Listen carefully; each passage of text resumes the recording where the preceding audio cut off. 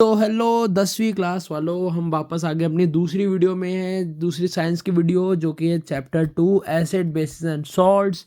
तो इसमें हमारी दो चीज़ें होती हैं मेन। एसिड्स जो होते हैं हमारे सार इन टेस्ट, बेस जो होती है हमारे बिटर इन टेस्ट। ठीक है, एसिडिटी जो आपको शादी में ज़्यादा खाने के बाद हो जाती है ना कभी कभी, वही, हाँ वही एसिडिटी होती है जो आप कंट्रोल करते नहीं हो। अब लगता है भी चलो 1100 रुपये सगन दे रहे हैं, पैसे बराबर करने, तो ओवर ईटिंग कर लेते हो, तो वो आपकी एसिड होता है, क्योंकि आपके पेट के अंदर HCl होता है। ठीक है, अब अगला है हमारा understanding the chemical properties of acid and base. We can identify acid and base from the following indicator. हमारा एक लिटमस पेपर होता है। ठीक है, अब लिटमस पेपर के थ्रू हम पता कर सकते हैं कि वो हमारा एसिड है, बेस है। एक हमारा तो red litmus solution, blue litmus solution, phenolphthalein solution, methyl orange solution. इन चारों के थ्रू हम पता कर सकते हैं कि कैसे हम, हमारा क्या एसिड है क्या बेस है। यह मैं आपको बताऊंगा हम कैसे देखते हैं लिटमस में। ठीक है, ब्लू और रेड, रेड का क्या मतलब होता है आगे के टॉपिक से हम कवर करेंगे। ठीक है, अब हमारा अगला टॉपिक है how do acids and bases react with metal. तो जब भी हमारा मेटल हमारा एसिड से रिएक्ट करता है तो हम एसिड में रिएक्ट करने में एक सॉल्ट बनता है और वो हाइड्रोजन गैस छोड़ता है। ठीक है, तो जब भी आपका मेटल कभी एसिड से रिएक्ट करेगा तो हमारा क्या होगा, एक सॉल्ट बनेगा और हाइड्रोजन गैस निकलेगी उसमें से। जैसे मैंने लिखा है acid plus metal give salt plus hydrogen gas. ठीक है, अब सेम गोज फ्रॉम, अब वही सेम बात होती है हमारी बेस के साथ। ठीक है, तो वो जब भी हमारा बेस किसी मेटल से रिएक्ट करता है तो वो हाइड्रोजन गैस छोड़ता है और एक सॉल्ट बनाता है। For example 2NaOH plus Zn gives Na2ZnO2 plus H2। ये हमारा बेस है, ये हमारा मेटल है, ये हमारा प्रोडक्ट जो है ये हमारा सॉल्ट है और ये हमारा हाइड्रोजन गैस है। ठीक है, ये रिएक्शन याद कर लेना। अब अगला है how do metal carbonates and metal hydrogen carbonate react with acids. ठीक है, तो जब भी हमारा मेटल कार्बोनेट और मेटल हाइड्रोजन कार्बोनेट रिएक्ट करते हैं तो मेटल के साथ फिर वो एक प्रोडक्ट में हमेशा सॉल्ट, कार्बन डाइऑक्साइड और वाटर देता है। वो वाटर पी मत लेना, ठीक है, बहुत बोरिंग जोक था। ठीक है, तो जैसे कि मान लो एग्जाम में जब भी मेटल कार्बोनेट या फिर मेटल हाइड्रोजन कार्बोनेट एसिड से रिएक्ट करता है तो हमें salt plus carbon dioxide plus water देता है। एग्जाम्पल के तौर पे Na2CO3 जो कि हमारा मेटल कार्बोनेट है, जब हमारा HCl से रिएक्ट करेगा जो कि एसिड है, वो हमें देगा 2NaCl जो कि सॉल्ट है plus H2O plus carbon dioxide मतलब CO2। ठीक है, ये रिएक्शन भी याद करके जाना। अब अगला है टॉपिक हमारा how do acid and bases react with each other. तो जब भी हमारा एसिड और बेस रिएक्ट कर रहा होता है आपस में तो वो एक सॉल्ट बनाता है और एक वाटर बनाता है। अब क्या होता है, एसिड और बेस एकदम ही अपोजिट होते हैं एक दूसरे के। एक का pH 14 होता है, एक का pH 1 से लेके 7 के बीच में, एक होता है 7 से लेके 14 के बीच में होता है। इनका जो प्रॉपर्टीज होती है, जो नेचर एकदम अपोजिट होता है। तो जब भी आपस में टकरा जाते हैं ना तो वो हमारा न्यूट्रलाइजेशन रिएक्शन होता है। अब ये एक इंपॉर्टेंट डेफिनेशन है, व्हाट इज न्यूट्रलाइजेशन रिएक्शन। तो जिस रिएक्शन हमारा एसिड और बेस आपस में रिएक्ट करते हैं और सॉल्ट और वाटर बनाते हैं, उस रिएक्शन को कहते हैं neutralisation reaction. For example NaOH which is a base plus HCl which is a acid gives NaCl plus H2O। ठीक है, ये हमारा न्यूट्रलाइजेशन रिएक्शन होता है। अरे भाई साहब क्या बोल रहा हूँ मैं। तो चलिए आगे के ब्लॉग्स में आते हैं, आगे के टॉपिक्स में आते हैं। यूट्यूब अब हमारा reaction of metallic oxide with acids. तो ये मैं जो भी सब बता रहा हूँ ना हिंदी में बता रहा हूँ, बहुत इजी लैंग्वेज में बता रहा हूँ, बस इसको इंग्लिश में लिख देना, आपको अच्छे खासे मार्क्स मिल जाएंगे। तो अगला है हमारा, जब भी हमारा मेटल ऑक्साइड एसिड से रिएक्ट करते हैं तब वो सॉल्ट और वाटर प्रोडक्ट में देते हैं। ठीक है, सॉल्ट और वाटर प्रोडक्ट में देते हैं। तो metal oxide plus acid gives salt plus water. ठीक है, अब हमारा reaction of non metallic oxide with base. तो जब non metallic oxide react with base it gives salt and water which is similar with base and acid reaction. तो जो भी हमारे नॉन मेटेलिक ऑक्साइड्स होते हैं वो एसिडिक इन नेचर होते हैं, क्योंकि वो भी रिएक्ट करके हमारा सॉल्ट और वाटर दे रहे हैं। तो ठीक है, non metallic oxide react as acidic in nature. Salt और वाटर, सॉल्ट और, बस इसमें यार ये बहुत बेसिक है यार, मतलब ये छोटी छोटी चीज़ें याद कर लोगे, रिएक्शन याद कर लोगे ना, तो इस चैप्टर में और कुछ खास है नहीं। अगला हमारा what happens to an acid और base in water solution.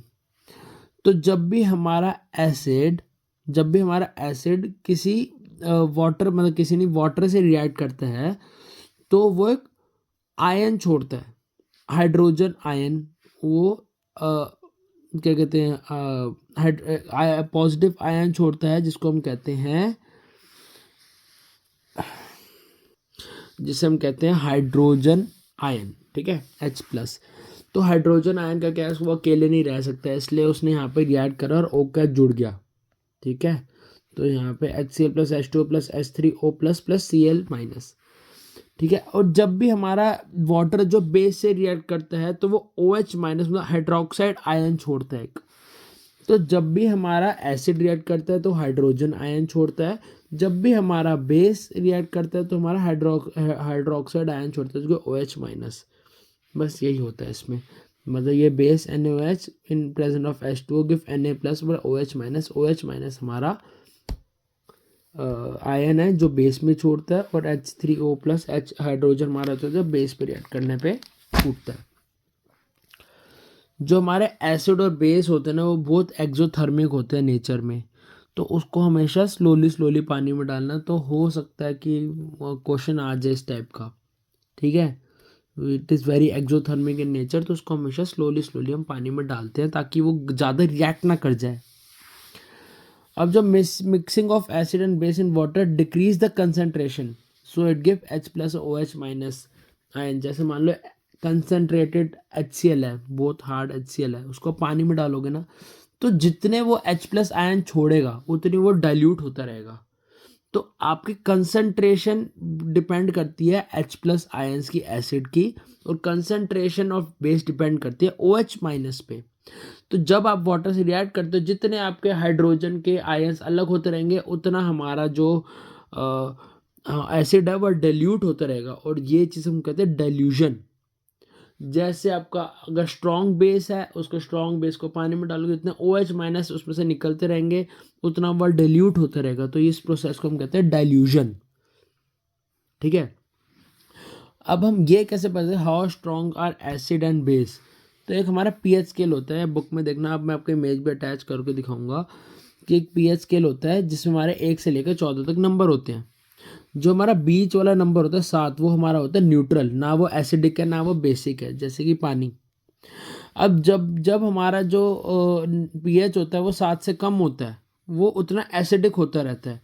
6 medium acidic है, ये moderate moderate moderate high high, मतलब एक वाला हमारा हाईली एसिडिक है, 2 वाला भी हाईली है, ऐसे करके डिक्रीज होते रहते हैं। 7 से उस साइड एसिडिटी इंक्रीज होती है, और जो 7 के आगे के डिजिट है 8 से लेकर 14 तक हमारी बेसिक नेचर इंक्रीज होता है। 14 हमारा हाईली एल्केनाइन होता है, मतलब हाईली बेस होता है, एल्केनाइन मतलब बेस।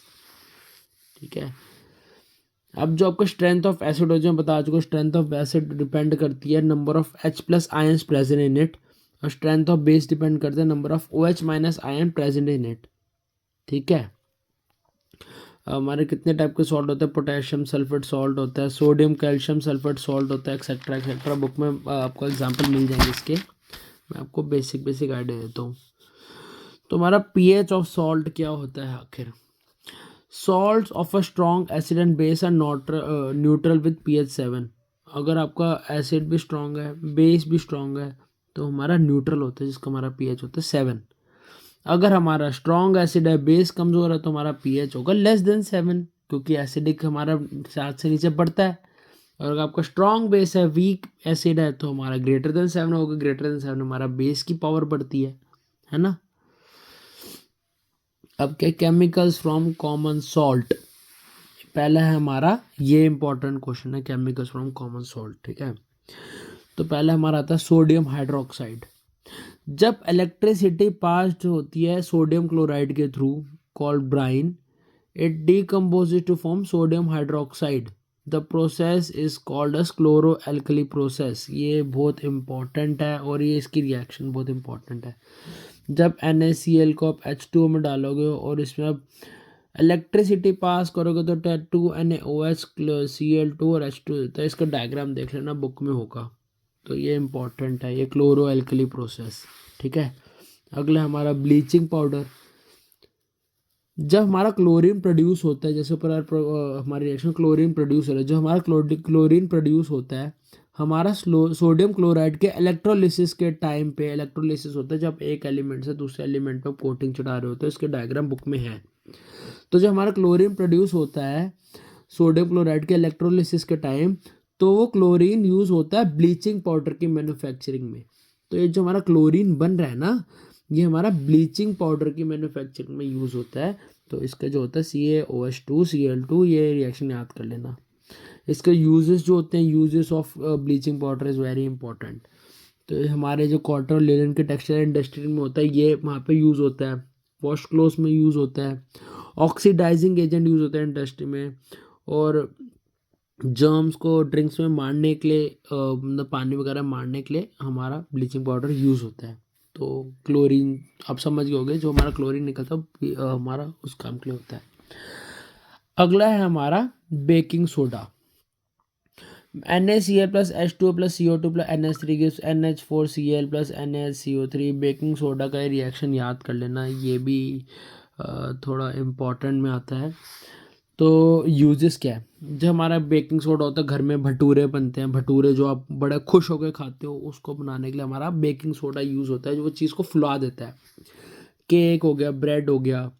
एज अ एंटा एसिड, क्योंकि बेकिंग सोडा हमारा हाईली अल्कलाइन इन नेचर होता है, तो इसको खाने पे हमारी एसिडिटी भी कम होती है, क्योंकि हाईली अल्कलाइन नेचर है। अब जब एसिड में अल्कलाइन मिलाओगे तो न्यूट्रल होता रहेगा, तो ये अल्कलाइन इन नेचर। और सोडा एसिड आपकी आग बुझाने पे काम करता है। जैसे मान लो कि आपके मार्क्स अच्छे आ रहे हैं, आपके दोस्त आपसे जल रहे हैं, तो उन पर बेकिंग सोडा डाल दो, उनकी आग बुझ जाएगी। ठीक है, अगर हमारा वॉशिंग सोडा, इसका भी आप रिएक्शन याद कर लेना, ये भी ज़रूरी है। इसके यूजेस याद कर लेना। पेपर यूजेस क्या है इसके, use in glass and soap and paper industry, cleaning agent for domestic purpose, remaining permanent hardness of water, ये सारे इसके यूजेस काम कर लेना। इसके मतलब मेन रिएक्शन है, रिएक्शन याद करके जाना। अगला हमारा प्लास्टर ऑफ पेरिस। एक हमारे एलिमेंट होता है जिप्सम। जब जिप्सम को हम 373 केल्विन की हीट पर हीट कर देते हैं, तो वो पानी के जो मॉलिक्यूल्स है लूज़ कर देता है। तो वो जो पानी के मॉलिक्यूल यूज़ करने का जो प्रोडक्ट बनता है हमारा होता है POP। उसको हम कहते हैं कैल्शियम सल्फेट हेमीहाइड्रेट। ये इसका वो है पूरा इक्वेशन का नाम, तो याद कर लेना, ये बहुत ज़रूरी इक्वेशन है। और अगर आपको वापस को जिप्सम बनाना है, तो आप इसमें बस जिप्सम अपने POP में थोड़ा पानी डाल दें, तो वापस जिप्सम बन जाता है। इसका काम कहाँ आता है, जब आपके हड्डी वगैरह फ्रैक्चर होता है, तो डॉक्टर इसको ना प्लास्टर करने में हेल्प करता है। तो वो प्लास्टर हार्डन जो होता है वो POP ही होती है। जी हाँ दोस्तों, POP ही होती है। तो ये हमारा बेसिक ऑफ चैप्टर 2 ख़त्म हो गया है। तो इसको मेन तो इसमें रिएक्शन ही याद करना, इस चैप्टर में कुछ खास है नहीं, रिएक्शन ढंग से याद करना। और हमने 13 मिनट में ये चैप्टर बेसिक ख़त्म कर दिया। इसको पढ़ लेना, आपको नॉलेज मिल जाएगी, समझोगे तो आंसर लिखने में कोई दिक्कत नहीं आएगी, सब बहुत ईजी होता है। नोट्स आपको मिल जाएंगे जैसे मैंने आपको बताया है। तो मिलते हैं अगली वीडियो में अगले चैप्टर के साथ। बाय बाय, गुड नाइट, क्योंकि मैं रात को वीडियो बना रहा हूँ आप सबके लिए। चलिए, सब्सक्राइब कर देना चैनल को। हमें सब्सक्राइब फ्री में कंटेंट दे रहे हैं, तो हमें बस आपका सब्सक्राइब चाहिए इतनी मेहनत करने के बाद, क्योंकि नोट्स बनाने में 2-3 घंटे लगते हैं, फिर उसको बोलने में, वीडियो बनाने में, एडिट करने में, सब में टाइम लगता है। तो बस सब्सक्राइब मांग रहे हो, लाइक मांग रहे हैं, तो सब्सक्राइब किए बिना मत जाना। बस आपकी इतनी ही सपोर्ट चाहिए। ऐसे ही आपके 10th क्लास के और सब्जेक्ट आते रहेंगे, और आपको और क्लासेस के भी सब्जेक्ट चाहिए तो हमें ज़रूर बताना। हम अपने कोशिश कर रहे हैं हम हर क्लास के लिए कंटेंट बनाएं।